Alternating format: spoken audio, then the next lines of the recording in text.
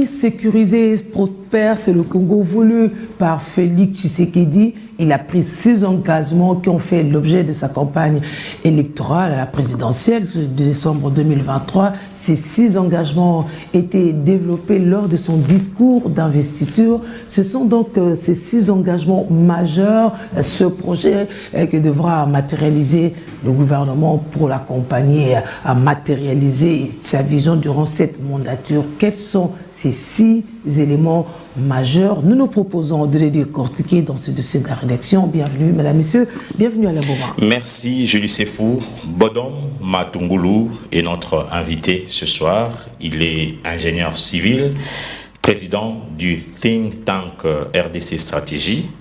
Il a un executive master en politique et management de développement potentiel Afrique de l'université Sciences Po Paris-France. Son travail avait porté sur la proposition d'un nouveau cadre de planification de la République démocratique du Congo. Bienvenue, Monsieur Matungulu. Merci beaucoup, monsieur. Think Tank RDC Stratégie, quelle a été la motivation pour sa création? D'abord, la RDC Stratégie, comme vous le dites, c'est un think tank, c'est-à-dire un laboratoire d'idées, une caisse de résonance qui regroupe différents experts, qui vise ici d'abord à pouvoir, disons, engager de réflexion de manière ouverte et indépendante. Nous réalisons des analyses prospectives et proposons des solutions innovantes afin de promouvoir et de favoriser les secteurs stratégiques qui touchent à l'émergence de la RDC à l'horizon 2040. Et donc ce profond désir de pouvoir concrétiser le développement de la RDC qui nous a amené à mettre en place cette structure. Et nous sommes convaincus d'une chose, que la providence divine a créé la RDC pour jouer un rôle exceptionnel. Et la RDC n'est peut-être RDC sans sa grandeur. C'est donc fort de cette conviction que vous vous êtes mis ensemble avec d'autres compatriotes pour réfléchir autour de ce think tank et justement vous analysez aussi les 6 engagements du chef de l'État, ce qui va de soi pour le Congo émergent. C'est bien ça. Alors vous avez suivi avec un grand intérêt, c'est sûr, le discours d'investiture de Félix Tshisekedi qui avait porté essentiellement sur ces 6 engagements majeurs, ce dont on va parler aujourd'hui globalement. Comment vous l'avez pris? Déjà, je tiens à féliciter d'abord le président qui a été élu et surtout lors de son discours d'investiture. Ces discours qui, en fait, renferment ces 6 engagements qui traduisent ici que nous avons un chef de l'État qui a une vision pour ces pays. Ça, c'est déjà quelque chose que nous saluons. Et ce sont des engagements qui visent à répondre aux besoins de la population et surtout à apporter des changements significatifs dans plusieurs domaines. Et cependant, il faudrait le considérer ici comme des fruits ou bien ça sera des retombées des actions qui doivent être menées. À savoir, entre autres, ici, la réalisation des grands projets structurants et surtout des réformes audacieuses qui vont amener notre économie à devenir plus dynamique, moderne et compétitive. Donc, ces 6 engagements tombent à point nommé. Tombent à point nommé. Le premier engagement porte sur la création de l'emploi. Comment créer beaucoup d'emplois dans un pays où l'emploi n'existe pas? L'emploi n'existe pas. Même ceux qui travaillent n'ont pas d'emploi. Ok, en fait, moi j'aimerais aller plutôt dans le sens de donner, parce qu'au début, avant de pouvoir parler de manière plus détaillée de ce qui doit être fait, comme je l'ai souligné, tout ce qui a été présenté comme engagement seront en fait le fruit des retombées des actions qui doivent être menées. Voilà. Alors, il faudrait d'abord plutôt aujourd'hui interroger quelles sont ces conditions qui feront en sorte que nous puissions avoir ces retombées. Tout d'abord, avant, on devra parler de ces engagements pour une bonne compréhension. Donc, le premier, c'est créer plus d'emplois, protéger le pouvoir d'achat des ménages, assurer avec beaucoup plus d'efficacité, poursuivre la diversification de l'économie et d'accroître sa compétitivité, garantir plus d'accès aux services de base, et puis renforcer l'efficacité de nos services. Et quelles sont les conditions pour que ces 6 engagements soient efficaces dans l'application? En fait, c'est comme j'étais en train de le dire, il faudrait d'abord considérer une chose ici. Nous sommes dans un tournant décisif pour notre pays. Vous allez constater avec moi qu'il y a des équilibres qui sont en train de se créer géopolitiquement aujourd'hui dans le monde. C'est-à-dire que nous devons nous faire une place dans cet ordre, ce nouveau ordre mondial qui est en gestation. Et cela va en fait en même temps guider notre manière de faire pour permettre à ce que tout ce qui a été présenté par le chef de l'État comme engagement, qui sont en fait ses promesses, ça sera le résultat des actions qui vont être menées, et il y a des conditions. Pour y arriver, vous avez entre autres parlé du travail que j'ai eu à élaborer. Nous sommes allés par une considération, c'est-à-dire la situation que traverse la RDC aujourd'hui. Il y a des pays qui ont été dans les mêmes conditions que nous aujourd'hui et qui sont aujourd'hui comptés parmi les pays émergents. Donc ils s'en sont sortis. Ils s'en sont sortis. Ouais. Entre autres, aujourd'hui, c'est des pays que nous, lorsqu'on nous parle de ces pays, tout le monde rêve d'aller dans ces pays. Je vais vous prendre l'exemple de ce qu'on appelle les tigres asiatiques. Vous avez la Malaisie, l'Indonésie, la Thaïlande. Vous avez les dragons d'Asie comme Singapour, la Corée du Sud. Ces pays étaient il y a quelques dizaines d'années dans les mêmes conditions que la RDC. Et la RDC d'ailleurs a des avantages parce que la RDC a des ressources que ces pays n'ont pas. Donc c'est-à-dire qu'aujourd'hui nous pouvons faire mieux.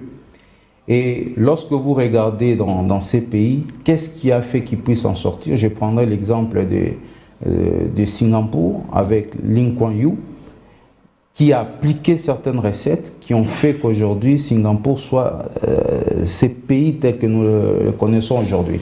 Les recettes ici, ce n'est pas la maximisation des finances, hein?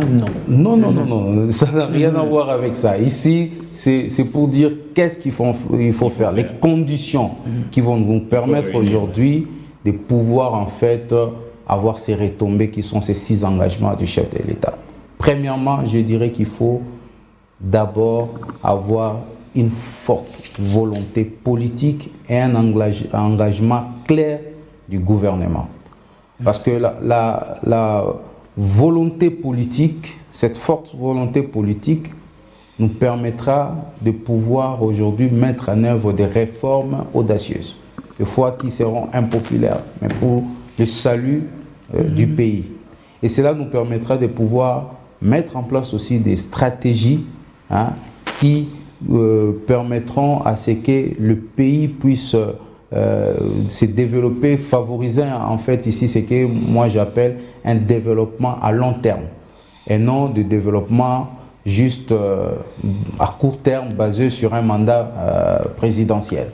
Ça a longtemps manqué au Congo aussi. Exactement. Ouais. Et deuxièmement, je dirais qu'il faudrait aujourd'hui se doter d'un nouveau outil de planification.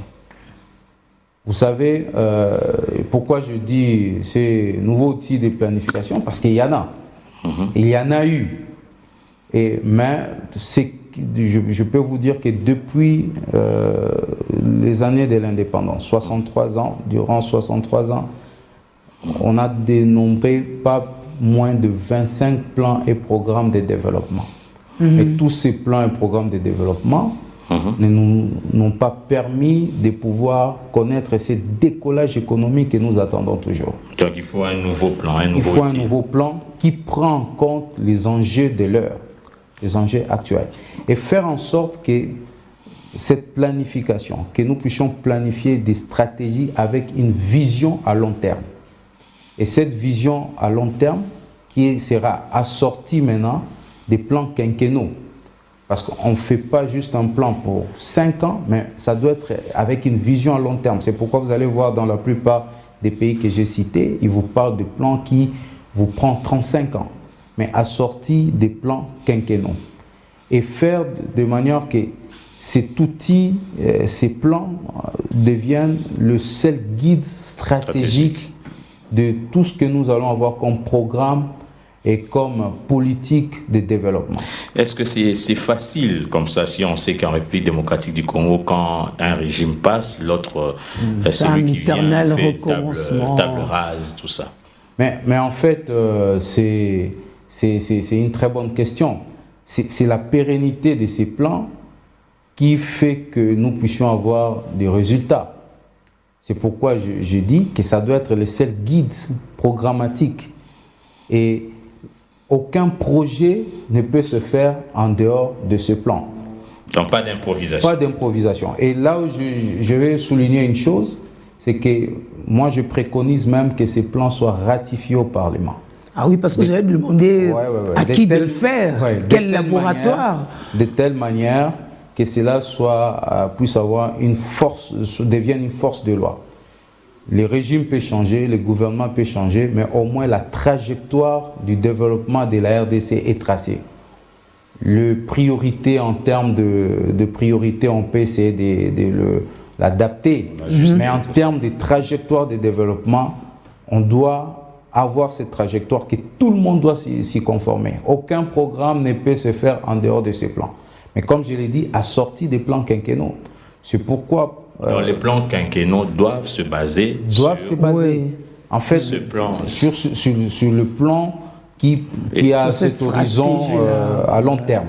Ouais. Et c'est pourquoi moi je demanderais que le programme du gouvernement 2024-2028, que ça soit en fait le point de départ, que ça soit notre première étape de ces voyages vers l'émergence, de manière à impulser ici de manière irréversible notre trajectoire vers le développement. Et cela demande à ce que nous puissions avoir un plan qui sera force de loi et que tout ce qui sera fait soit calqué dans ces plans et que nous puissions avoir une direction bien tracée, savoir ce qu'on est en train de faire. Et là, on va éviter d'avoir une multiplicité des plans. Parce que lorsque vous avez une multiplicité des plans, chacun essaye de faire son projet. Vous avez des fois le même projet que vous faites dans ces plans, c'est le même projet qui est encore amorcé dans... Avec des personnes différentes, d'autres méthodologies. Ça ne donne pas aussi ici une vision claire aux investisseurs qui viennent. Ce n'est pas par exemple aux investisseurs de venir vous dire quel projet vous devez faire. Ils doivent plutôt venir se rentrer dans votre vision, votre vision à ce qui est planifié au niveau du pays. Chez nous, par moment, ça boitille un peu de ce côté-là. C'est une faiblesse de notre part? Oui, en fait, lorsque vous regardez, je vous ai parlé ici de plus de 25 plans qu'on a eu depuis la cession de notre indépendance. Mais en fait, c'est ça, c'est parce que ce n'est pas une force de loi. Vous avez à chaque fois qu'il y a un nouveau gouvernement, il y a les nouvelles stratégies qui se mettent en place et chaque fois on a un perpétuel recommencement et ça ne nous permet pas d'avoir une vision claire. Et puis vous avez ici, vous allez voir en termes du plan, il y a aussi en termes de tout ce qui est mécanisme et de mise en œuvre, de suivi et d'évaluation du plan. Ça c'est très important.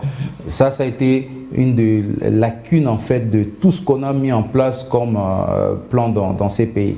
Des plans qui sont des fois avec des structures, des mécanismes de suivi et d'évaluation pléthoriques et qui les rend inopérationnels et on n'arrive pas à avancer. Et un autre problème, c'est le problème entre autres de financement de projets que l'on a dans ce plan. Dans le document que nous avons produit, nous donnons la solution à tout cela. Et comme troisième condition ici, c'est de promouvoir la méritocratie. Et ça a été le fort de tous ces pays dont je vous ai cité. Promouvoir la méritocratie revient à quoi? À promouvoir et à choisir les individus en fonction de leurs compétences, de leurs performances, de leurs mérites, mais surtout de leur moralité. Mais comment est-ce que ça se ferait dans un Congo? On sait par exemple qu'il faut un informateur, il faut une majorité qui soit dessinée, parce que celui qui n'est pas avec nous ne peut pas travailler avec nous, même si moi je le voudrais, mais il n'y a presque pas d'ouverture. Il faut aujourd'hui même toute la société civile adhère en politique, parce que c'est la voie sine qua non de pouvoir accepter. Alors, comment est-ce que le pays pourrait atteindre cet objectif-là? Madame, vous savez, c'est pourquoi je dis qu'il faut repenser notre schéma de gouvernance. Parce que si on refait la même chose, ne vous étonnez pas d'avoir le même résultat. Et moi, je me dis, même dans ce que vous décrivez là, il y a toujours possibilité de pouvoir recourir à la compétence. Ça n'exclut pas. Pour un directeur de cabinet, il faut nécessairement quelqu'un du Grand Katanga. Non, mais dans les Grands Katanga, il y a des gens qui ont de la compétence. C'est-à-dire ici, il faut mais qui sont de quelle obédience? Non, même dans la même obédience. Où vous voulez, il y a des gens sinon, il faut chercher des gens de confiance. Que ces partis politiques qu'ils aillent recruter des compétences. C'est ça le problème. Ils ne recrutent pas de compétences. Les compétences sont là. Et moi, je vous dis qu'aujourd'hui, on échoue lorsqu'on veut apporter des solutions politiques à des questions, par exemple, techniques ou bien économiques. Et le décollage de notre pays, c'est lorsque on aura des compétences. Il faut créer aujourd'hui ces talents qui vont piloter le développement de notre pays. Avoir une classe dirigeante. Et ça, Lee Kuan Yew l'a fait pour Singapour. Il a recherché des dirigeants compétents. C'est pourquoi moi, aujourd'hui, la proposition, par exemple, que je suis en train de faire, il faudrait qu'on recherche des compétences. Et vous allez voir, si on veut arriver à ces résultats, il faudrait par exemple que le gouvernement qui sera formé, que ce soit un gouvernement formé à 70% des technocrates. Durant c'est presque utopique. Hein? Durant ces questions, je parlais... Donc là, c'est une rupture que vous... Les technocrates ne travailleraient pas sous l'impulsion du chef, ils ne sont pas dans ce qu'on appelle le Djalelo. J'ai bien dit comme première condition, et ça marche partout, c'est la volonté politique. Aujourd'hui, si on a la volonté de le faire, on va le faire. Et nous sommes, je le répète, dans une période cruciale de l'histoire de notre pays. Il faut lever les options. Donc, il faut lever des options. Et c'est pourquoi je suis en train de parler des réformes audacieuses. Parfois impopulaires. Oui, forcément, hein, surtout dans vous savez, lorsque des fois il faut sauver une âme, il faut appliquer la chirurgie. Ça fait mal, mais c'est pour sauver la personne. Et moi, c'est pourquoi je vous dis, le gouvernement doit être composé à 70% des technocrates. Des technocrates qui vont travailler pour la vision du chef de l'État, qui peuvent même venir de toutes ces obédiences. Ça n'exclut pas, mais qu'on trouve des gens compétents qui vont travailler pour l'intérêt général. Il faudrait que les autorités morales les laissent faire. Exactement. Oui, mais les autorités morales sont là, en fait, c'est comme des patriarches, c'est comme des sages pour que le pays puisse avancer. C'est à eux d'aller découvrir ces talents et de le mettre au service de la nation. Et cela va nous amener dans ce que, par exemple, je propose pour cela. Vous avez ces 70% des technocrates qui vont travailler, parce qu'aujourd'hui, même en termes de portefeuille de l'État, de ministères, il y a des ministères aujourd'hui pour plus d'efficacité et réduire les chevauchements, mais surtout réduire tout ce qu'il y a comme lenteur décisionnelle et dans la mise en œuvre. Il faut regrouper certains ministères, le mettre ensemble. Je donne un exemple. Aujourd'hui, vous avez le ministère des pétentiques et du numérique. Ça doit être ensemble. Vous avez le ministère des infrastructures, transport et l'aménagement du territoire. Il faut le mettre ensemble. Agriculture, pêche et élevage. Oui, c'est pour l'éducation. C'est ça. C'est pour des raisons, en fait, aujourd'hui, d'efficacité.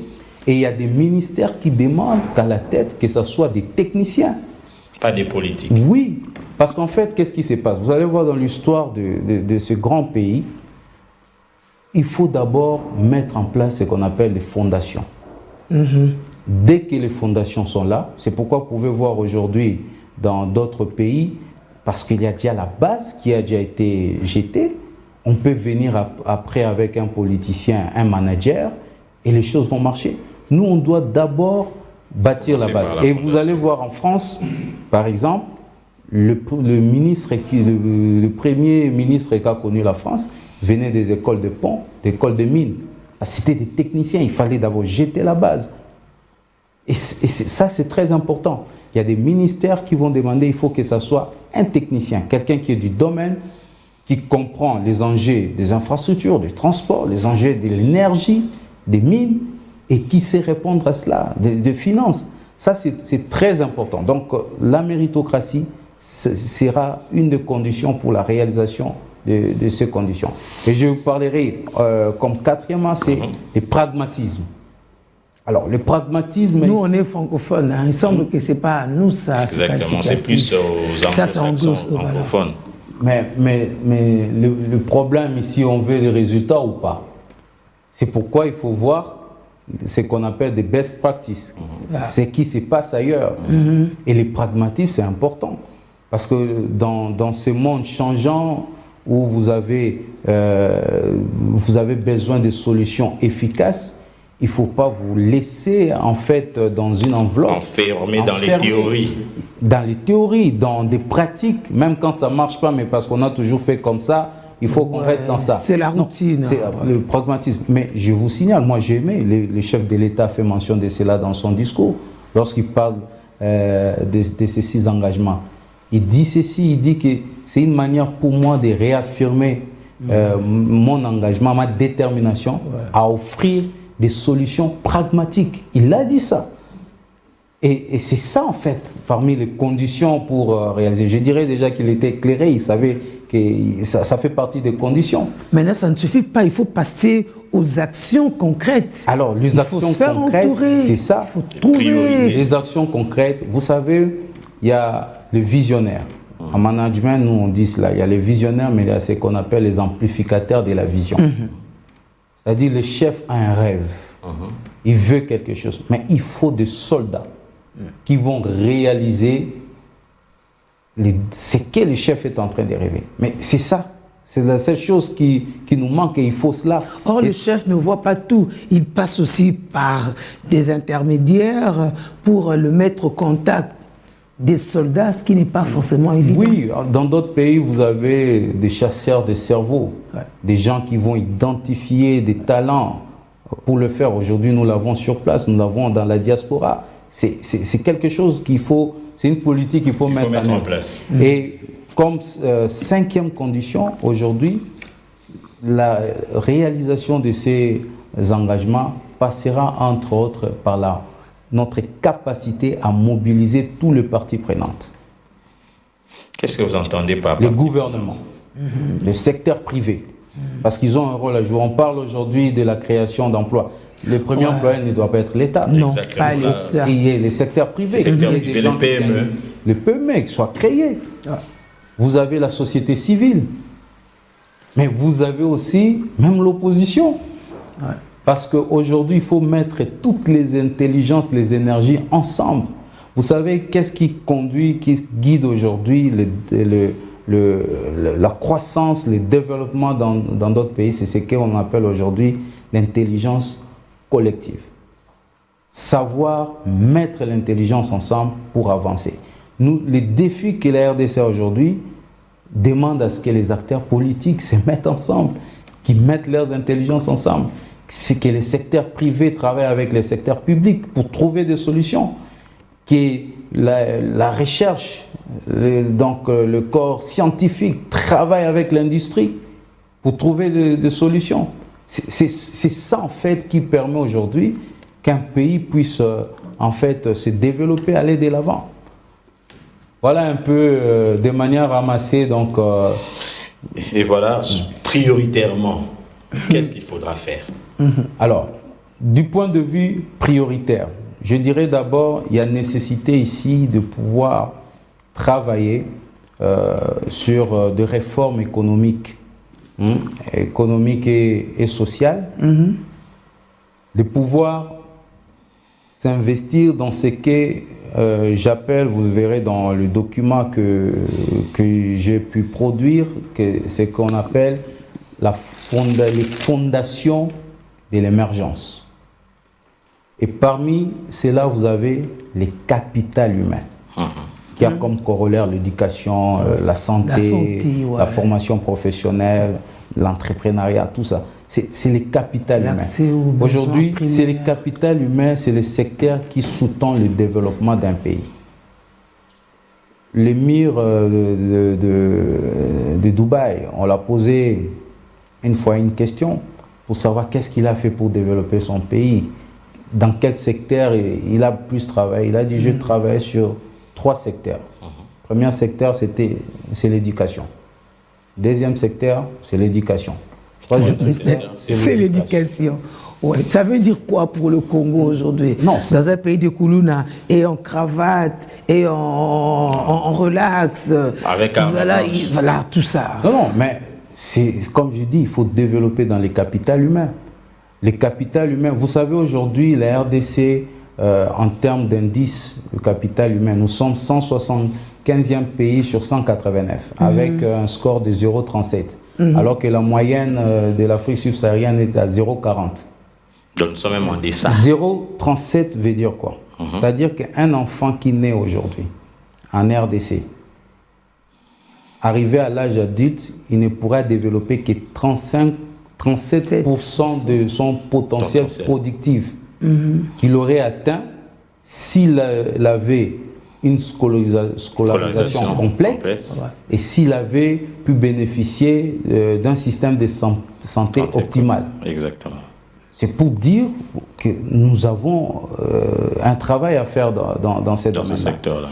Aujourd'hui, la richesse des nations, ce n'est pas ce que nous avons dans le sous-sol. C'est d'abord une richesse humaine. C'est cette qualité de personnes, des individus que nous avons. Donc, il faut consolider les acquis de la gratuité de l'enseignement. Oui. Et pourquoi ne pas aussi, est-ce qu'aussi faire la gratuité dans la formation professionnelle peut-être?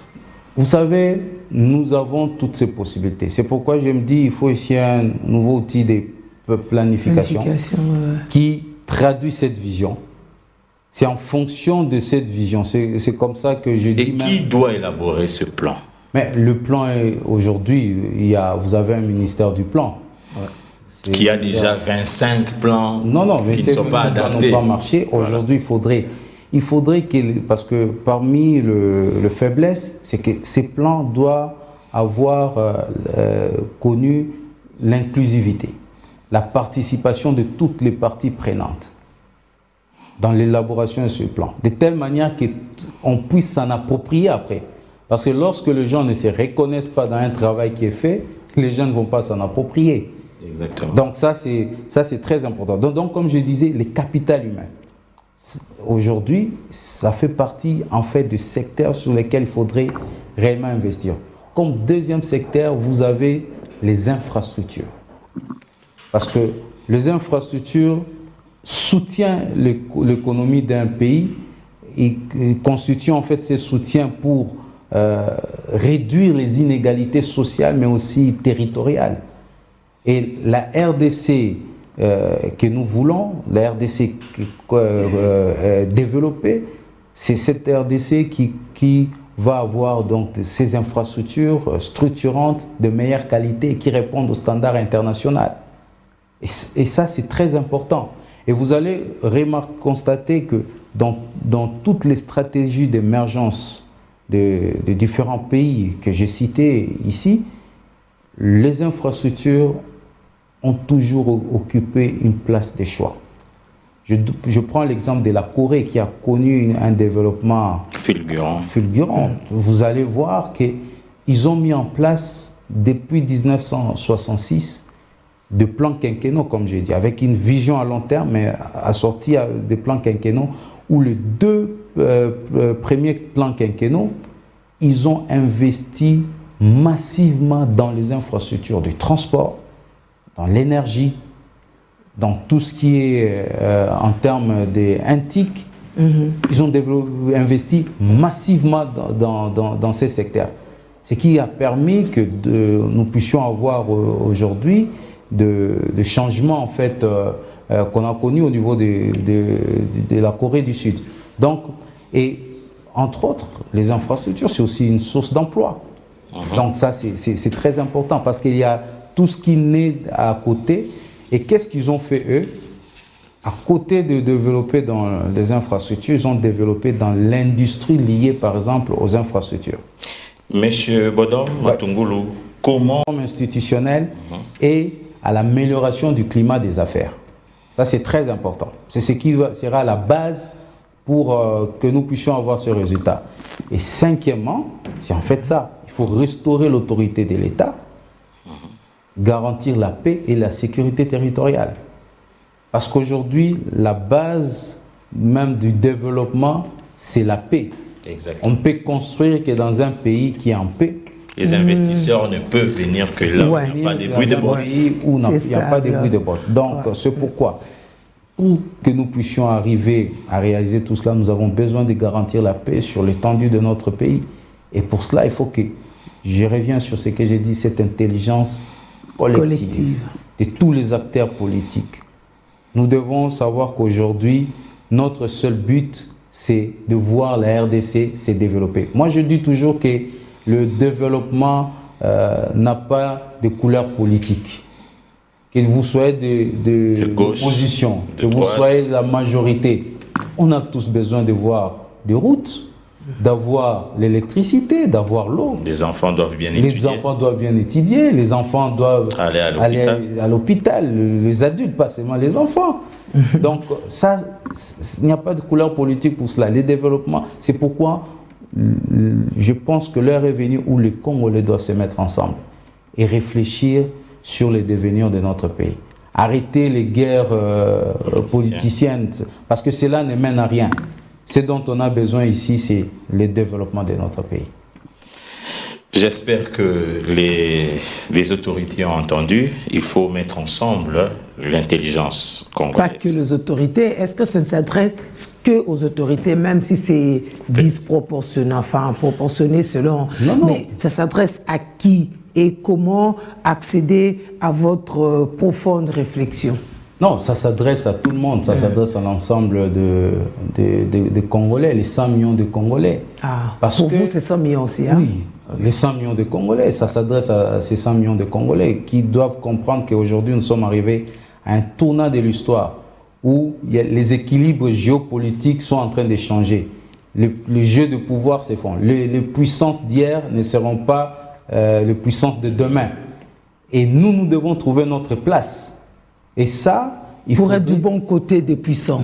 Être de l'histoire. Ah oui, pourquoi ne pas être le puissant? Pourquoi pas être le puissant? Nous avons ces capacités. Et surtout avec les intelligence collective. Nous avons tout aujourd'hui. Moi, vous savez, j'ai été interpellé une fois dans une conférence où j'étais. Il y a quelqu'un qui me dit, mais vous savez que la RDC, c'est vous qui deviez être la locomotive du développement de l'Afrique. La puissance de l'Afrique, c'est vous. Et moi, je vous dis que tout le monde le sait. Et on ne va pas vous laisser le devenir. Nous devons réclamer notre position. Et pour y arriver, il faut travailler en intelligence, travailler ensemble. Il faut se la jouer collectif. Je prends juste l'exemple de... on a tous aimé notre équipe de football. Vous avez vu les collectifs qu'avait notre équipe de football, les Léopards. Et ils sont arrivés jusqu'à la 4e place. C'est ce qu'il nous faut. Il faut se jouer collectif, que l'intérêt général puisse primer d'abord. Et c'est comme ça que moi je dis que les Congo d'hier ne va pas ressembler au Congo d'aujourd'hui ni de demain. Ça sera différent.